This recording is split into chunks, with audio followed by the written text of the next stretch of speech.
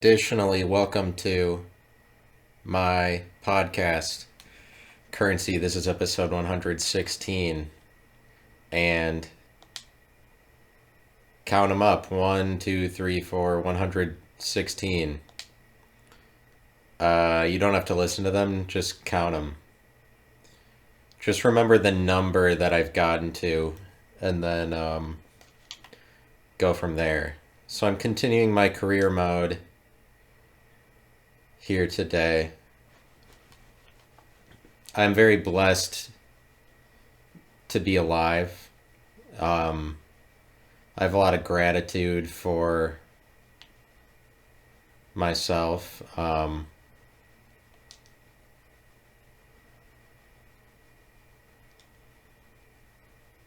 just have enormous amounts of gratitude.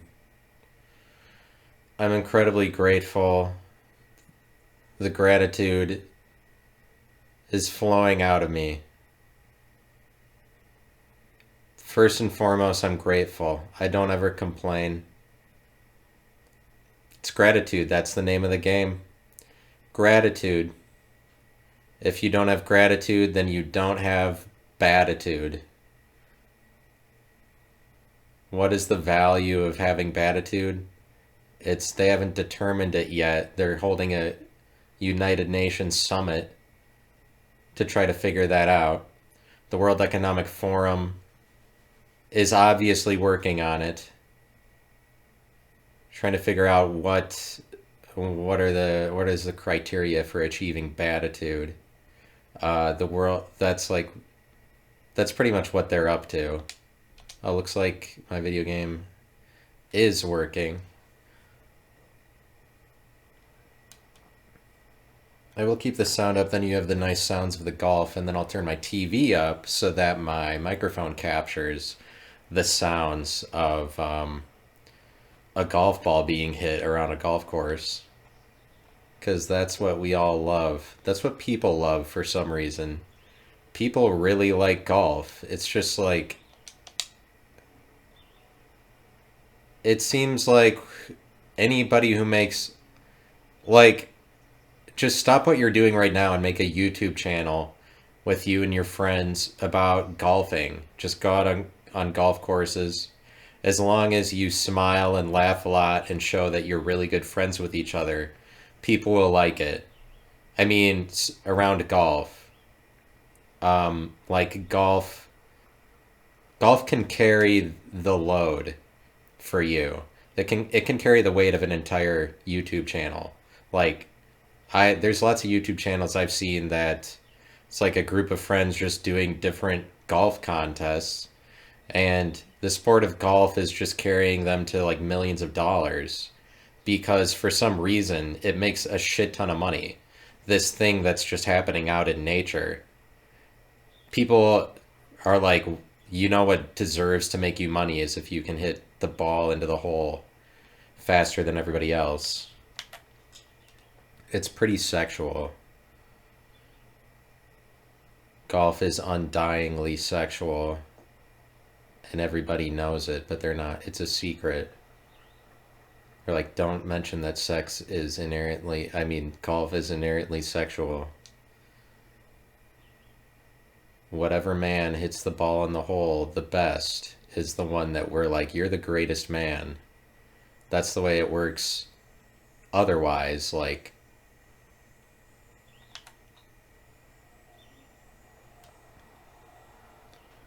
but I mean, this is a family show, so this is a family show for families. For families only. This is a family exclusive show. If you're not in a family of at least 5 or more, then you can just get out of here because you probably hate families. I think anybody who's in a family of 3 or less hates families. And they need to focus more on the family a little bit. They need to go to focus on the family, get some training so that they can achieve the proper amount of awareness for families and the culture of families. If you have a family of 3 or less, you're just, I mean, you need to be educated on what it means to be a family. That's what Focus on the Family is here to do. I think if you haven't heard of Focus on the Family, the organization, that you're probably just not focusing on the family enough. You probably never even did. You probably never even thought about focusing on the family. Who knows if you ever even focused on any families if you don't know about Focus on the Family. Nobody ever really focuses on a family outside of Focus on the Family. Not anymore. Not since they made their thing. Not since they made their organization. We are organized around... Whoa, I hit it 401 yards? I'm a genius. Holy shit, I'm so good at life. And this golf video game. I mean... I'm pretty much a saint at this point. Miracles coming out of my ass without me even thinking about it. Was that a drive? I mean, it was just down a hill. That's why it happened. This is probably like a 650-yard par 5 down a hill. Purposefully, they're expecting you to hit 400 yards. So, I mean, so I'm actually not a genius, and I'm not a saint that can perform miracles. In case I could understand, you might get confused. Whoa! I almost double eagled. Man, that would have looked good on my resume. If I could have double eagled while I was explaining to everybody that I'm not a saint and that I don't perform miracles. Oh well, can't put that on a resume.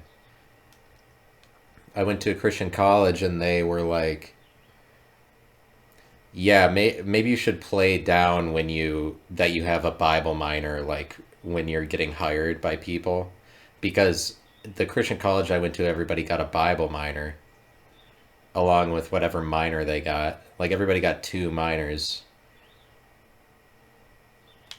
not underage.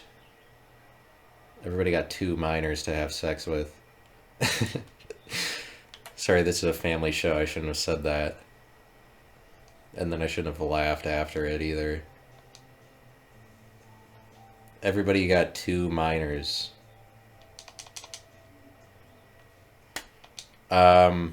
At the Christian college that I went to. One of them was a Bible minor.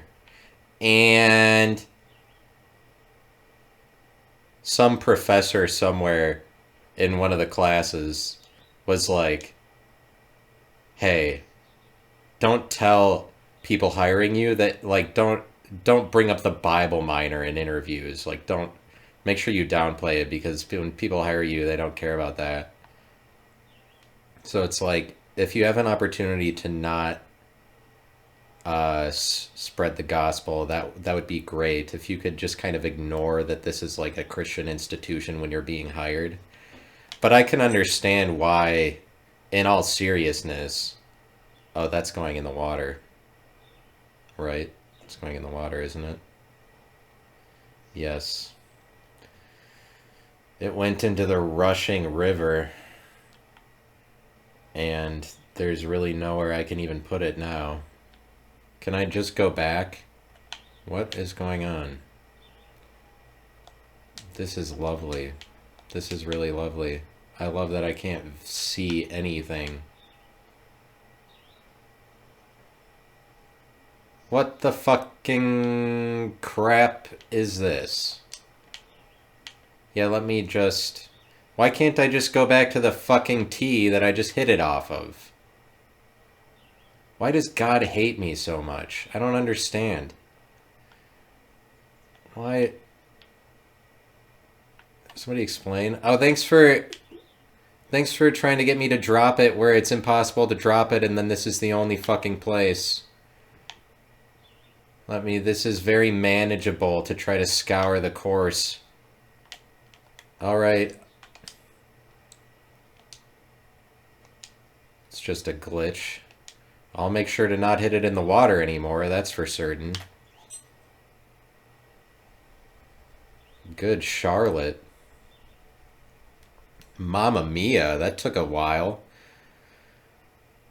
Mamma mia, I was in some real trouble back there.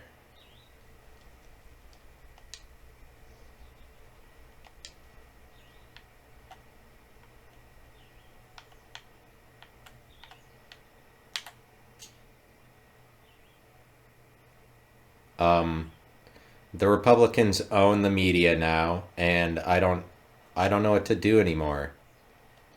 I don't care. How am I supposed to care about politics when when the mainstream opinion is like mine? Not that it's all the way there, but it's essentially there. Ever since Elon Musk bought Twitter, the media is right wing, the mainstream media, which sucks for people like me because my political opinion my entire life was just that the media sucks because it's owned by liberals. So, I mean, what am I supposed to do now? No, this game is glitching. It keeps pausing for 30 minutes at a time. I didn't sign up for this. Everything was supposed to go right in this game, in my life, today. Oh, I mean, I guess it's just loading. Oh, I mean, so the internet decided to take a break just when it was convenient for the internet to do it. I mean, I'm just kind of being facetious. Don't read it as anger and unpleasantness. I'm a really pleasant person. So if you tune out just because you sense that there's general negativity at my end, all right, just remember that it's your fault because I was nice the whole time. So, but I'm being facetious again. I'm just going into a victimhood kind of world, and I'm no stranger to it.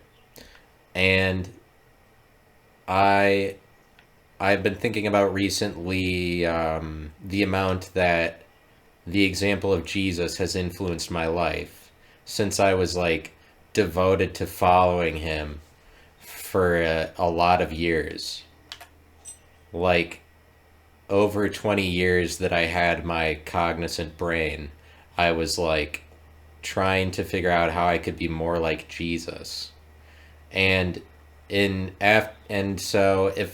now I'm not trying to do that anymore. And so now I'm left with thinking, how much did Jesus influence my life? I mean, it's inescapable. What did this guy that I've never met, what did he do to my brain? What's wrong with me? And is Jesus the culprit? Because of how many years I thought that following him was like right. It is like Jesus is kind of right, but here's what I come to the conclusion of, and that is that Jesus influences me to be a victim, and that is true. I don't know to what extent, because you don't want to be labeled as a victim, but I think I do border on some victimhood ideologies. I mean, not ideologies. Um, Thought patterns. I do have maybe some borderline victimhood thought patterns. And like it's got to be influenced by Jesus because I think that Jesus is correct in a lot of ways following Jesus. Christianity. Like, I saw a Joe Rogan podcast recently where he had Adam Curry on. Adam Curry is one of his most interesting guests. I mean, I guess the game is just going to delay, but we'll work through it. It's an internet problem, and we really have been pretty lucky to not have that many internet problems that in the time that I've been doing this. But like, hey, don't walk away from me because I was nice, even though I'm like giving off that I'm angry or whatever. Like forcing it so that it would get to a situation where somebody would walk away from me before I walked away from them because I give them the wrong impression. I think that Jesus influences that, or like the example of Jesus, the whatever way that he's influenced me, because Jesus was a victim. He achieved like perfect victimhood, if you want to look at it honestly. I mean, that's definitely a way you could describe it, because it's always like Jesus died on the cross And please, I don't want to see this replay of this guy who isn't me. One of my competitors hit a ball out of a sand trap, and then the video game is like, we need to show you this. You'll never fucking guess what happened at hole 8. Jim Furyk, simulated Jim Furyk just hit it within 3 inches of the hole. I'm supposed to spend my time ogling over that. Ogling over Jim Furyk's breasts. I'm supposed to be concerned about that. What I'm talking about is Jesus could have gotten himself off the cross when he died, but like, because he was God. But he went and he died anyway. He's like, no, I'm just a guy. And then after the fact, it's like this big gotcha moment. But I feel like a lot of Christianity is about gotcha moments, and it's about being right when other people think you're wrong. Or like, a lot of Christianity is about that Christians are ultimately right, because they are. And what I was going to say was, I mean, they're right because like he already won the game. He already has the most important legacy in an era defined by male legacies. That Jesus defines it as that. That's the game. The game is who can leave the greatest legacy in the time that they have on Earth from life to death. And that's the era that we live in. It's defined by the guy that did it better than anybody else because he never died. And I mean, I guess it's really just like not dying translates directly to having the best legacy because everybody else dies. Every other man dies, and they could create whatever empire as best they can on Earth, but it eventually goes away and people forget about it if we believe that you died. It didn't happen for Jesus because people believe that he's still alive. He's the only person that anyone on Earth convinced anybody else is still alive, so that's why we keep counting his years. Everybody else died, so we don't count their years. But like history, the entire study of history can be summarized as it's a timeline chronicling all the important events that happened during Jesus's story. That's what history is. I know that it's like not meant to be a religious study or whatever. The separation of church and state is supposed to be a liberal art or something, some academic thing. But what I'm saying is that it's inescapably religious. It's religious, and you can, like, if you're going to summarize history, that's what it is. And it is one guy's story. And it's not her story. It's history. Not that it's like, oh, because it's history, whose story is it? Like, whatever etymology of the word history that made it his story, I don't really know. It doesn't have to be, like, because it's his story, and, oh, coincidentally, it all happens to be about one guy. It is one guy's story. That's all of history. Because every single event that ever happened, like, oh, a photo of German-occupied France, like a photo of the Eiffel Tower with swastikas on it, happened in 1941. Like, every historical photo happened in a year that's, like, this many years after Jesus was born. And that's the name of the year. That's how you give a name to time, is that you have to give time a name to begin with. Or it's like...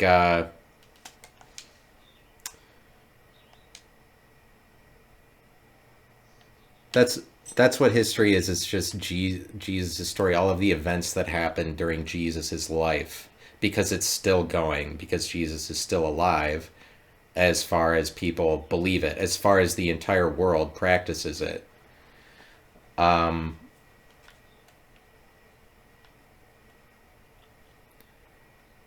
But like Jesus, in whatever, like the Christian account of it is always just that,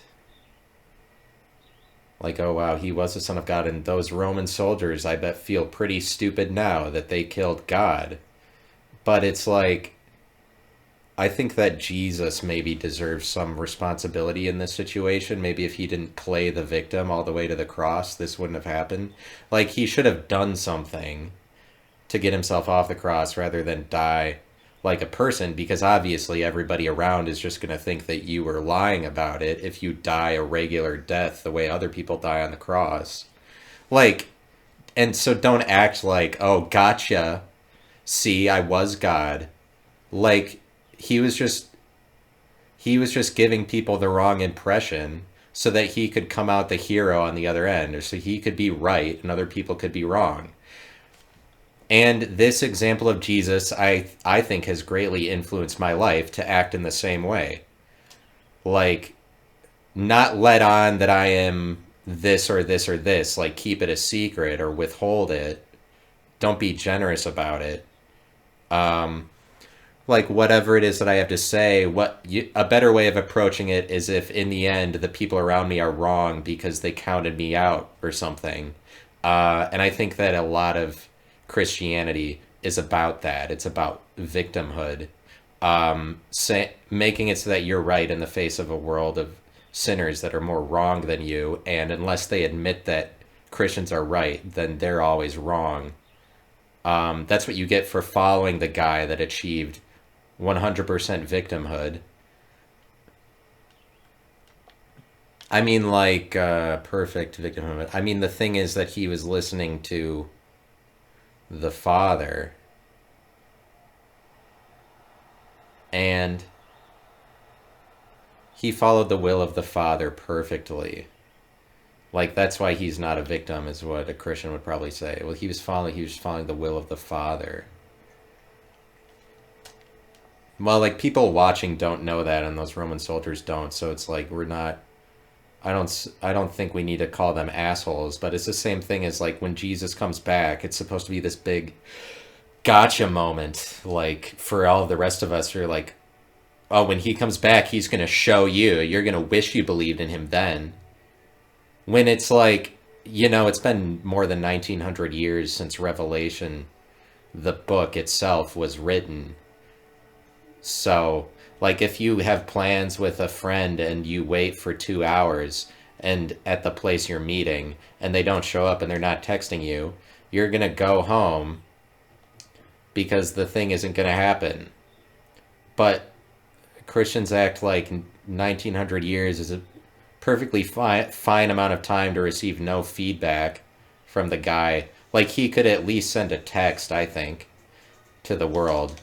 Like, communication's improved since his day. He could send a text like an ETA. Like, yeah, I know it's been a really long ass time and you haven't heard back from me at all. But like 2028 is going to be massive year. Like, open your eyes, look to the skies, 2028. Like, he just starts tweeting out some catchphrases, like marketing, get people excited about what he's about to do. I'm like, oh, gee, I hope this isn't just a marketing ploy, Jesus. Jesus is just it's just big pharma. That's who's putting on Jesus. That's what's behind all of it. It's just a conspiracy. Well, how do I get out of this menu? What is going on? Oh, you have to move over to the button that says advance. You can't just keep going. I just like it when... I just get angry when a video game doesn't support my one-track mindedness. Or I just want to press the button until it goes to the next screen. If it doesn't support that, then it's a shitty video game. Says me. Because they should have been thinking about me when they made it. But I don't like to complain or anything. I hate complaining. I hate it. Just kidding. But, if Jesus shows back after 1900 years, and he's like, oh, I guess you should have believed in me. It's just like if a guy shows up in the sky for the entire world to see to the sound of thousands of trumpets, I'm gonna assume that it's Jesus also. It's like when he does show up, if that guy shows up in the sky with thousands of trumpets, I'm not gonna be like, oh, that's not Jesus. Certainly not. I'll be like, I think that's Jesus. But how opulent and detailed is the book of Revelation? How uh how big is it? How ambitious is the book of Revelation in terms of fiction? It's like major fictionalization in the event that there's no payoff in real life, which there isn't. Like, it's this massive, really prideful, arrogant, fictionalized, pretentious, ambitious, glamorous book. Like, all the shit that's going to happen, the post-apocalyptic scenarios with, like, these crazy monsters or whatever. And there's no payoff in real life. Like, pride goeth before the fall, you would think. Like, how do you assert all of that shit? Have it not happen for 1900 years, and then, but there's still like millions and millions of people on Earth that are waiting for it to end that way. I think it's just some gypsy thing that the writers of the Bible did, where they're like, you know how we can keep people contained in this book, is if the ending prophesies this like future event, where it's like, Jesus is going to come back. The same Jesus that we were talking about before that performed all the miracles on Earth, he's going to come back to Earth in real life in the future.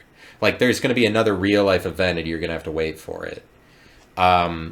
You end the book that way and it really keeps people hemmed into the story because, I mean, if you're trying to write the best book of all time, an important part of it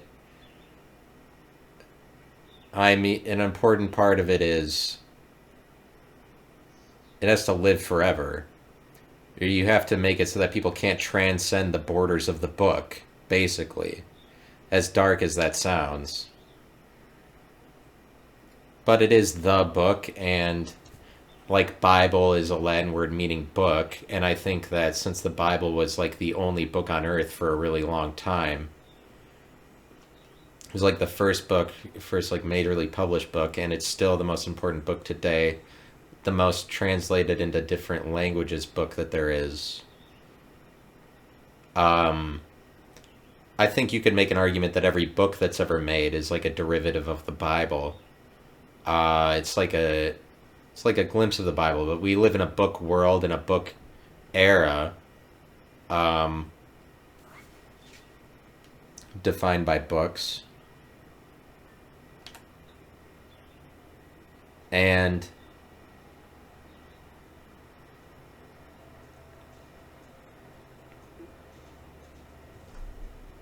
like victimhood, I don't know. I don't know that I really act like a victim for real, but I do that the same way that Jesus did, because I think for a long time I understood it as that to be the best you gotta be right. But it's like there's a profound that's a profound example that Jesus was a victim like that, and it got him this much success. It just goes to show that, like, in order to have a bulletproof story, you have to be down on your luck, or somehow get to a place where you're able to convince everybody else, like, not just that you're above them, but that you're below them or something. Because it's like Jesus gets both sides of it because he was humble and was born in a manger or whatever. Like, he's lower class to lower middle class upbringing or whatever. Like, he's from the street, so he has streetwise knowledge. And also, like, people thought he wasn't great. Like, for some reason, the guy with the greatest legacy ever got that way by pretending to not be God for a few minutes so that people killed him. And then he's like, oh, see, I was lying to you. I'm the greatest.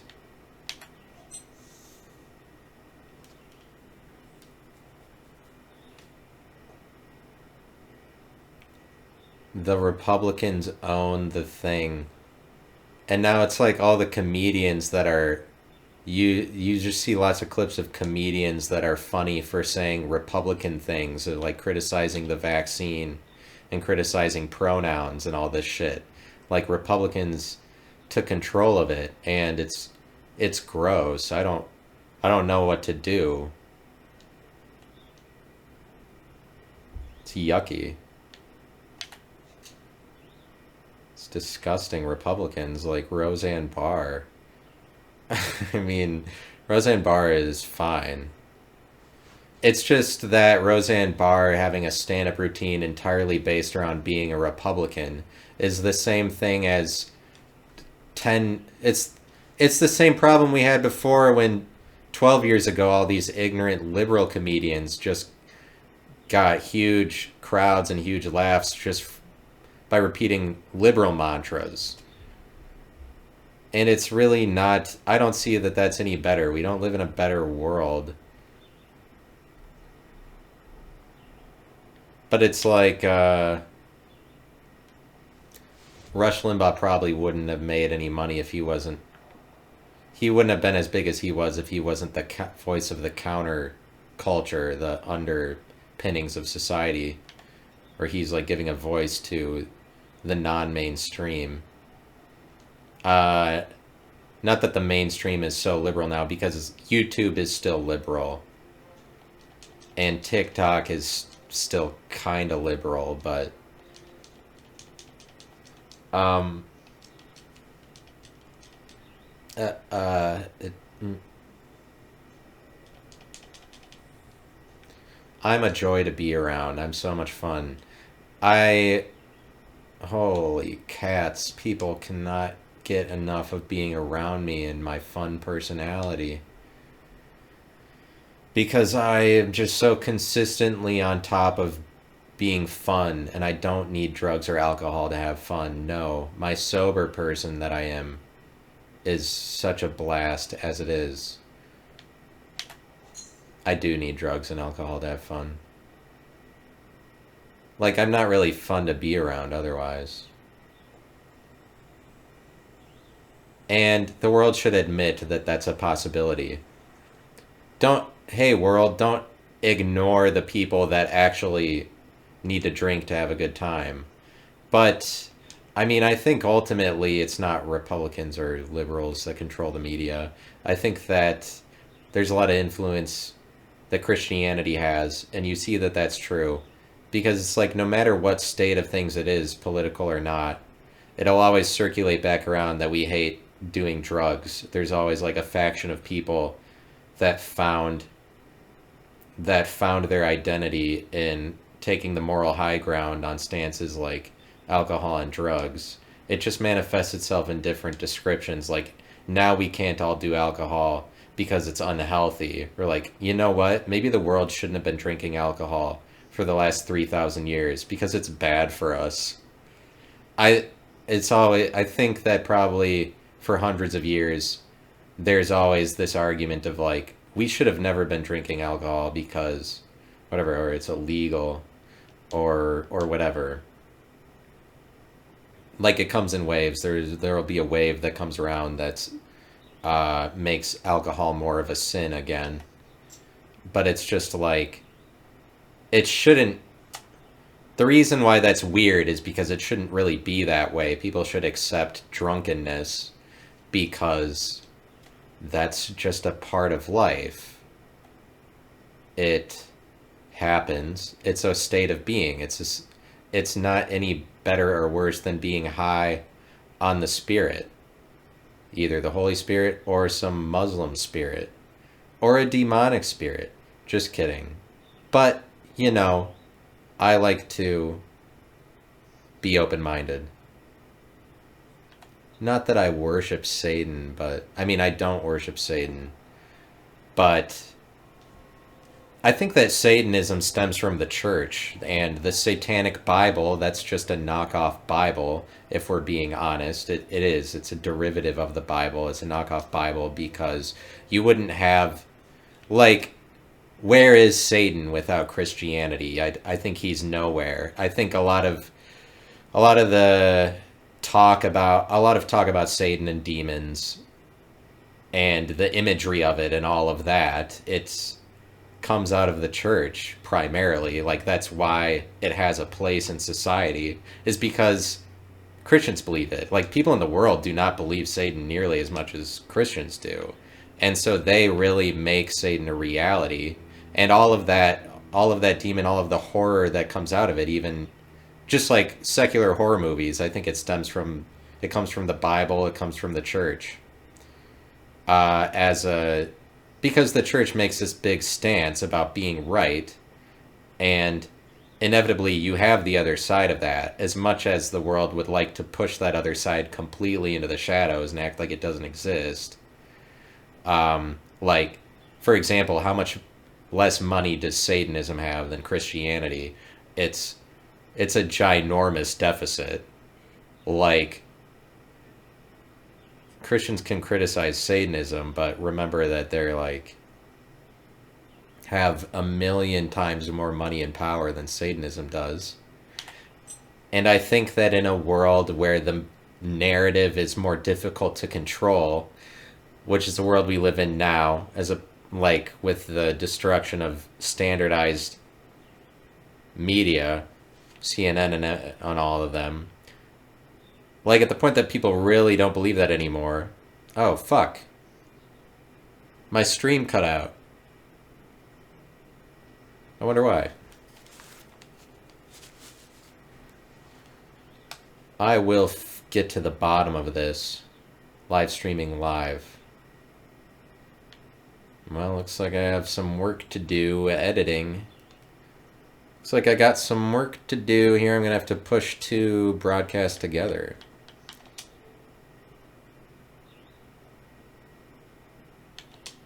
It's probably just my internet connection.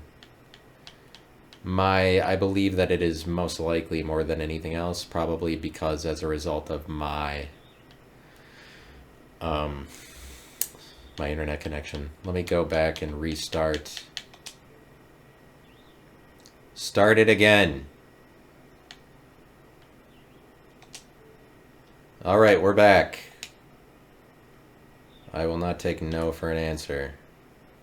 Unless it happens a number of times again, a bunch of times in a row, then I'll be defeated. But, shoot. Wonder what I was just talking about. The Satanism stems from the church. Because it's Christians who, like, believe in Satan and make him a thing. And all of the horror that comes out, like, that results in the world is just remnants. What do you say? Vestiges.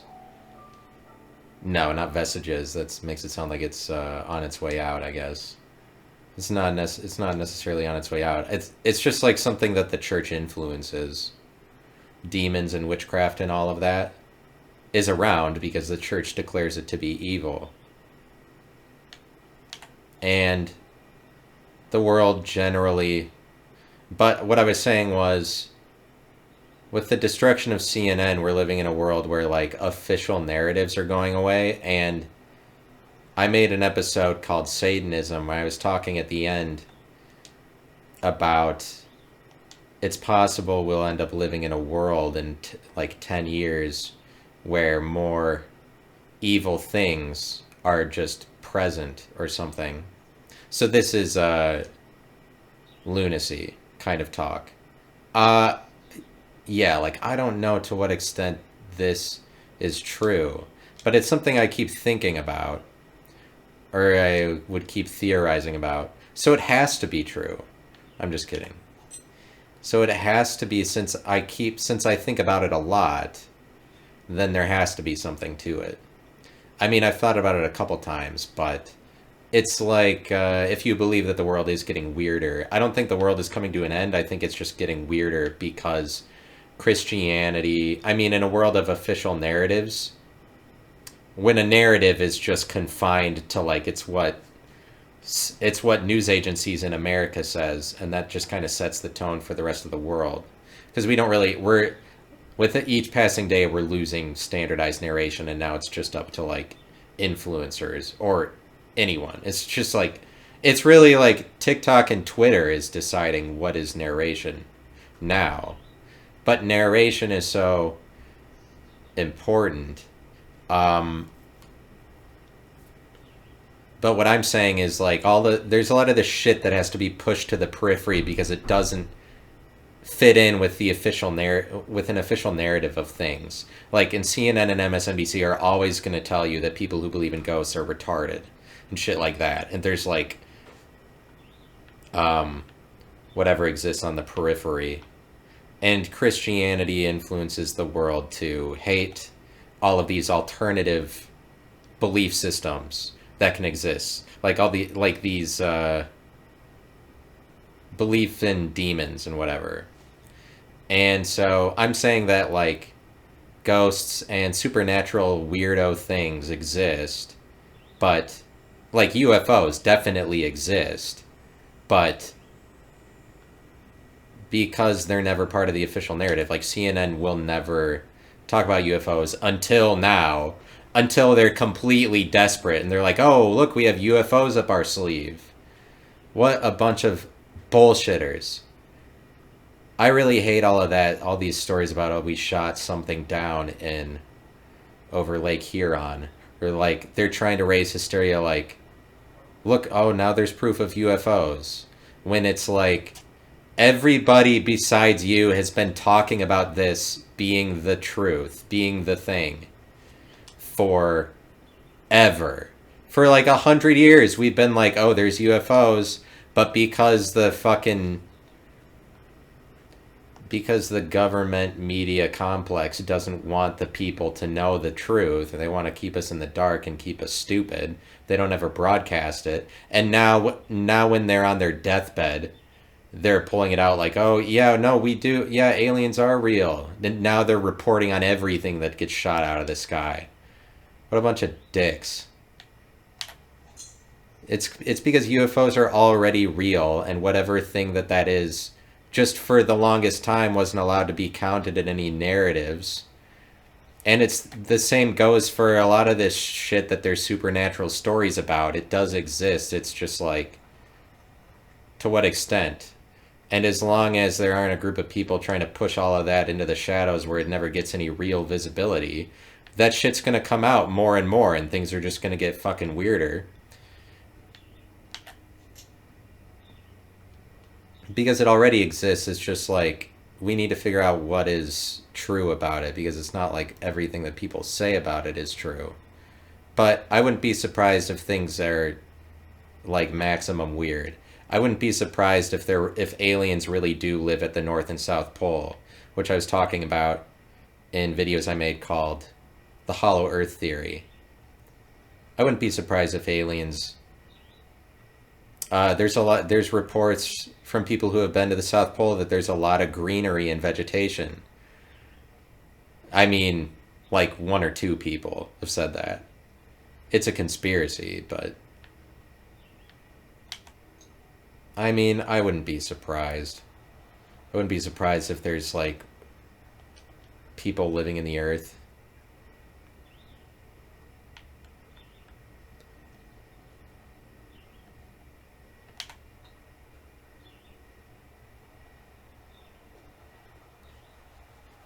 Because, like, it's an alternative belief system to believe in, what was I going to say? I was going to say before that Adam Curry was on Joe Rogan, and like the most recent time he was on, Adam Curry is like used to work for MTV when MTV was in its heyday.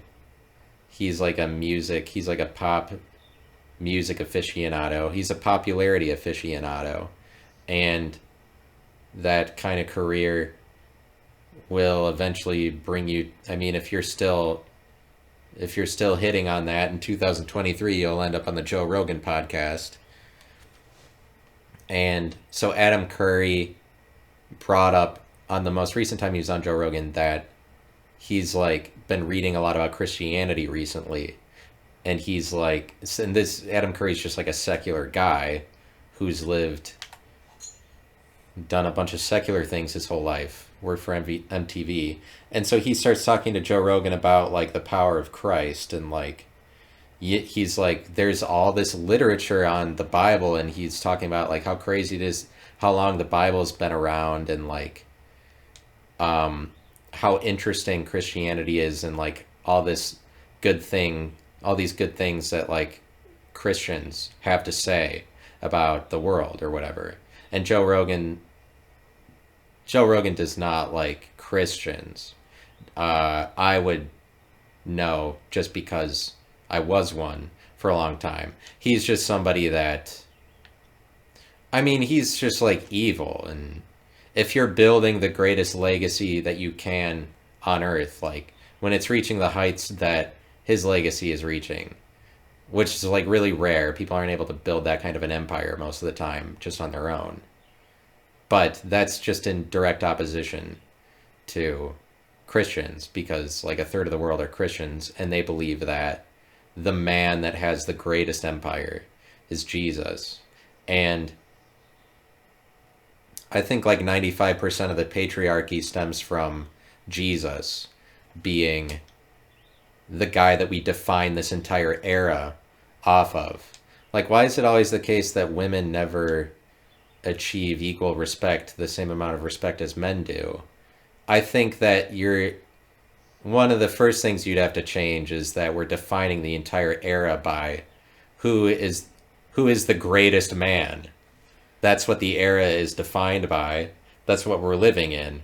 And as a result, what you get is like historically all of the shit that we remember and that we record, like of instances of greatness, are all men.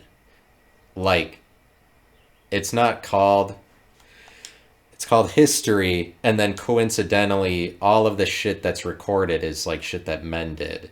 Like to 9/11, who did 9/11? Men did that. Who did Pearl Harbor? Men. Who did the War of 1812? Men. Like all of the wars are all men. All of the inventions are basically all men. All of the important ones that get remembered, like history, whether you like it or not, is just a giant sausage fest. And it's also called history, coincidentally. And also it's a historical timeline of events that happened during one person's life, where that person's life is 2023 years old and counting. And because of that, if you invoke Christ at any point in time, you're always right and you're always relevant, because a big part of the significance of Jesus is that he's always relevant. And what do you have to do to achieve eternal relevance? Apparently is something like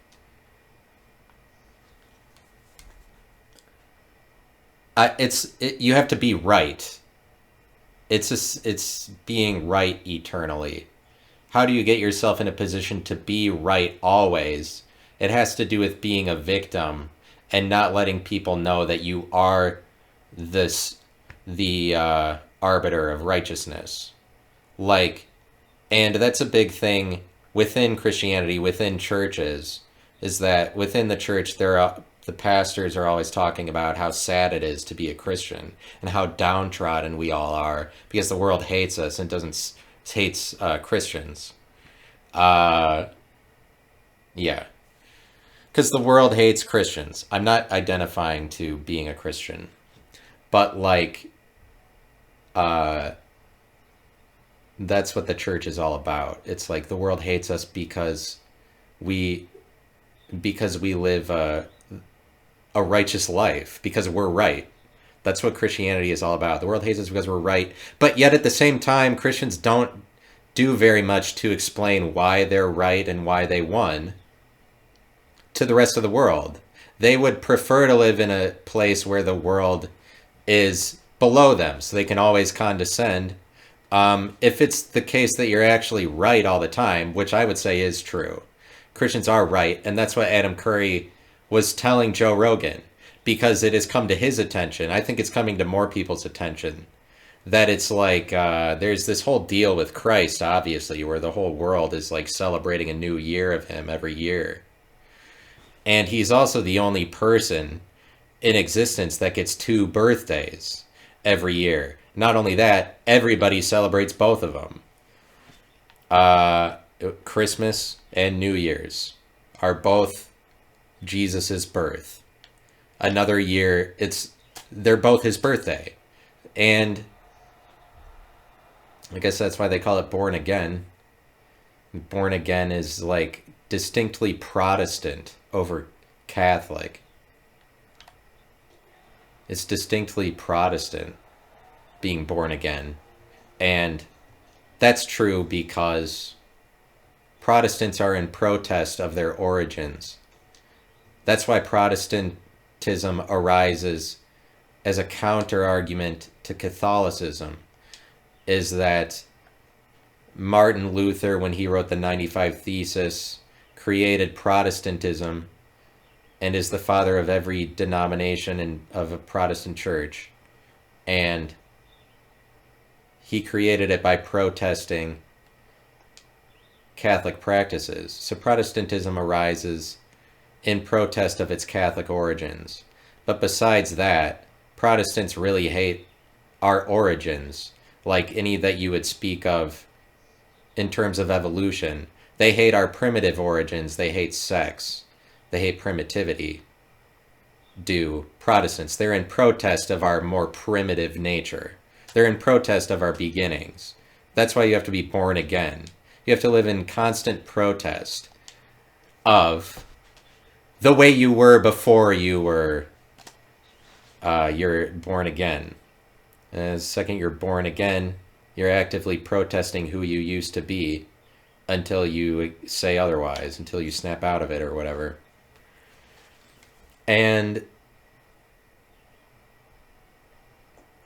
Adam Curry is telling Joe Rogan that, hey, there's something to Christianity. And then Joe Rogan starts into like, well, how do you know that that's true? There's no evidence for that. Like, that's not a better religion just because it's got all this going for it or whatever. Like, you have no proof that any of that actually happened or whatever. That's what Joe Rogan starts talking about after Adam Curry brings up like, oh, Christianity is important. But I think that Adam Curry is just trying to help Joe Rogan out because you're never going to win that argument is what's important about that's what I took away from it. Me explaining this that I saw is that you're never going to win that argument against Christians. Like if you're Joe Rogan trying to say there's not enough evidence or whatever, if you're trying to be scientific, you're never going to win that argument. And it's like the person who's like actively against Christianity is always an asshole. Nobody's ever successful at selling that to the rest of the world or gaining like social currency. Like at some point, if you're an atheist, you just get shit on for it or whatever. Like if you're like, oh, I actively hate. It's just that you're never going to win. If you're Joe Rogan saying, oh, there's not enough evidence, you're never going to win that argument because at this point, you have to look at it the way that Christians say that it happened because that's like what the entire world, sort of believes that or sort of accepts that narrative. But like they do because Christianity has done a lot in the name of controlling the world narrative by centralizing the timeline of the world around one person that they worship, for one, but like just through the centuries.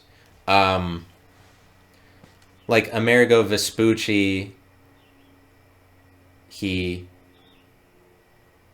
wrote a letter where he described that the New World is the New World, and then it got published in a book that somebody wrote for people in Europe. And a big part of this is part of the reason you see why Europeans conquer Native Americans is because they are ahead technologically, they are ahead intelligently, and what goes hand in hand with that is being able to control a narrative. Europeans control the narrative better than the Native Americans. That's why they are able to describe the Native American territory as the New World. But it's like Amerigo Vespucci is credited with America. We name America after him because is credited for popularizing the term the New World to describe the world that the Native Americans owned.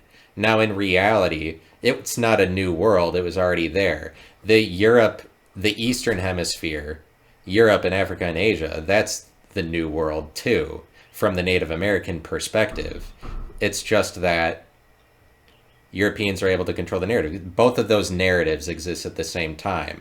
You couldn't you wouldn't really be able to say before these two groups of people met each other that one of those narratives was better, because the Native Americans would describe Europe as the New World if they could cross over there.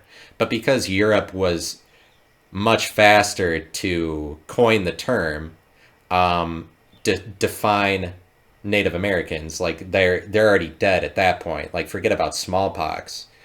A greater disease is them condescending in this way, like Europe condescending to the Native Americans enough to just define them, judge them, turn them into an image. It's like, oh, this is the new world. The world we're in is the old one, and now it looks like we've come upon this completely new world that's at our disposal. We can just do whatever.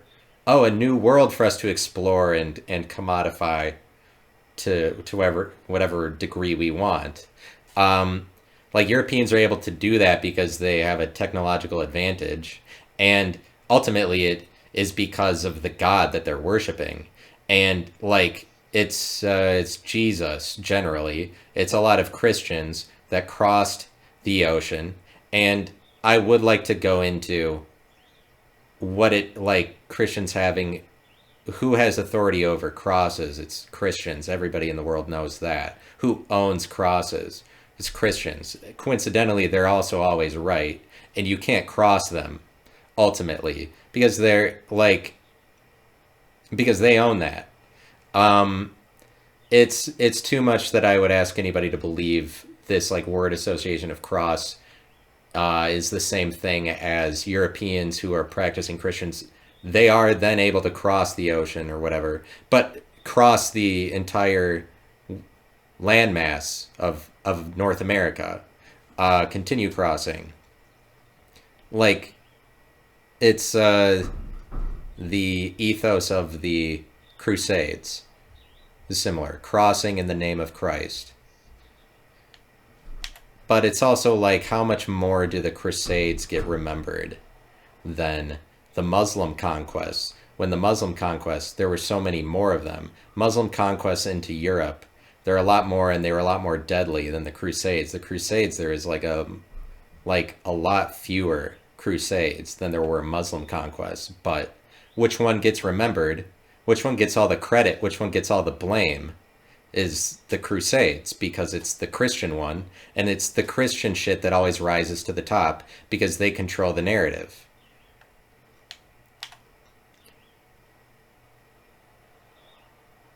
But it's not just like narrative is not just like, it's like shit that happens in books. If a book is powerful enough, that it dictates what life is.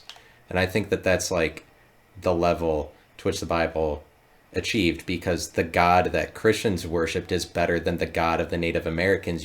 You that's really evident. That's really obvious after the fact. I don't know how you could deny that, because the Christian God totally steamrolled over the Native American gods, because the techniques employed by people surviving in the name of worshiping Christ was much better than the techniques employed by whatever the Native American gods were telling their people to do. It's just like really inferior. That's just the, whatever God is the best God, you end up controlling the narrative. Just look at the Bible. The Old Testament is the Jewish Bible. It's a documentation of Jewish origins and a story about how their God was better than other gods, and that's, since it was proven true by their God still being around more today. But this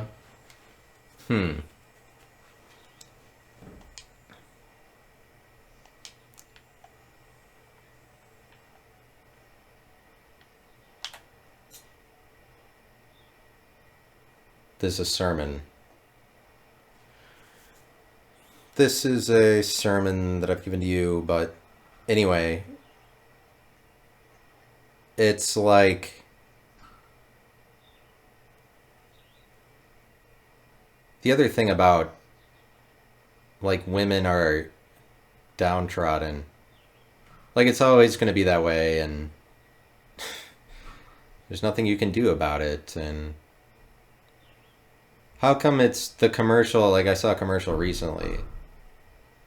It's talking about how women are better in every way, or whatever, because they run all of these ads about how like women are sexier, stronger, gentler. They're more compassionate, but and more deadly. They're funnier, they're smarter. They're just superior in every way. That's what they're always talking about. But then what goes along with that is they don't make enough money. They don't make as much money as men. Like women are so tough for not making as much money as men. Like we're better in every way. We're strong. It's a victimhood kind of mentality. But it's just like it couldn't ever be the other way. What would they do if women started to make as much money as men and everybody knew that? Then they'd have to start running all these Adidas commercials with male soccer players talking about how downtrodden and oppressed they are. Like if men started to make less money than women. I'm saying it's part of women's brand. That's always part of the brand, is that they don't make as much money as men. If it wasn't that way, the entire argument falls apart. Like the entire thing is based on that. It's really like, how are you going to sit here and tell me like, oh, women are fiercer and more competitive? Actually, there's just a lot of ignorance out there. But also at the same time, we don't have any real world results to prove that any of that's true, because we don't make as much money as men. Like, so you're saying that then it just makes it seem like, well, I guess women's whole thing is that they're delusional. They have this opinion of themselves that they're better in all of these ways. Yet, but in real life, they don't ever make more money than men do. So it's like, what actually happens is that men are putting out a superior product. But the whole thing with women is that they're like good at putting out a facade that they're better.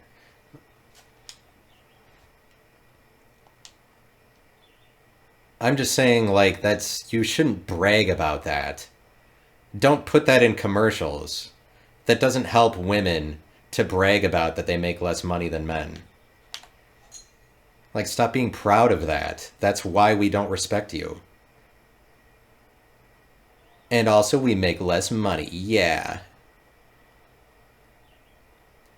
But I mean, as long as victimhood does garner you some respect.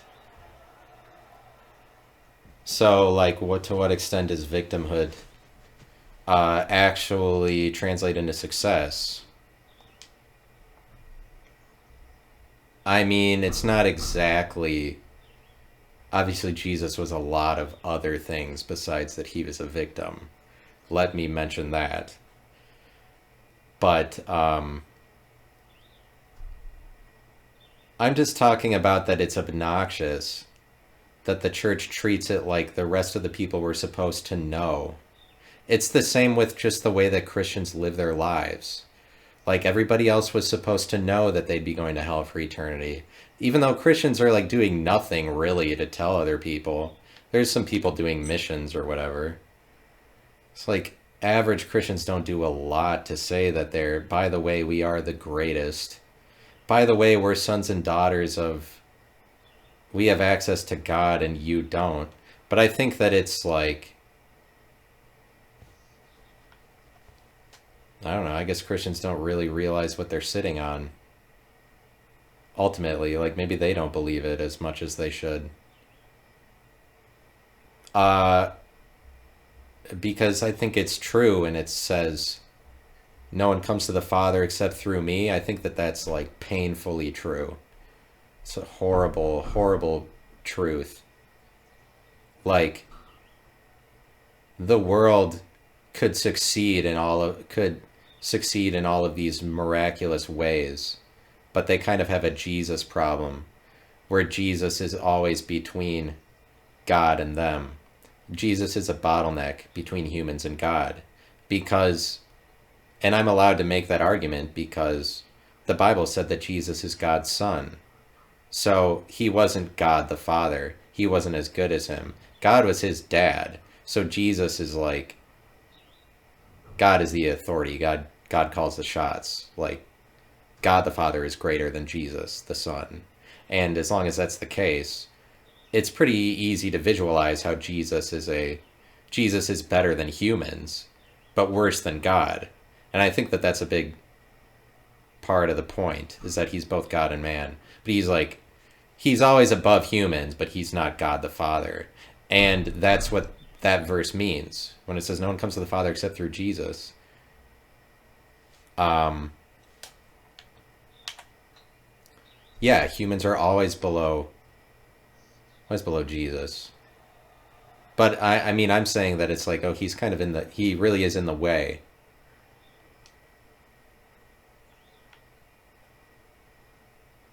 And you see that that's true because it's like,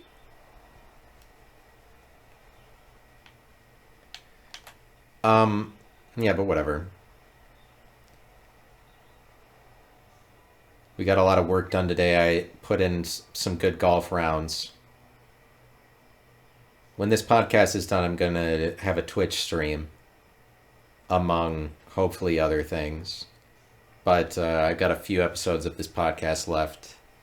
I don't know. Maybe a couple. I'll leave you in the dark. I won't let you know. I'm just going to end it and without you knowing. Maybe, I don't know. But thanks for listening, and talk to you later on.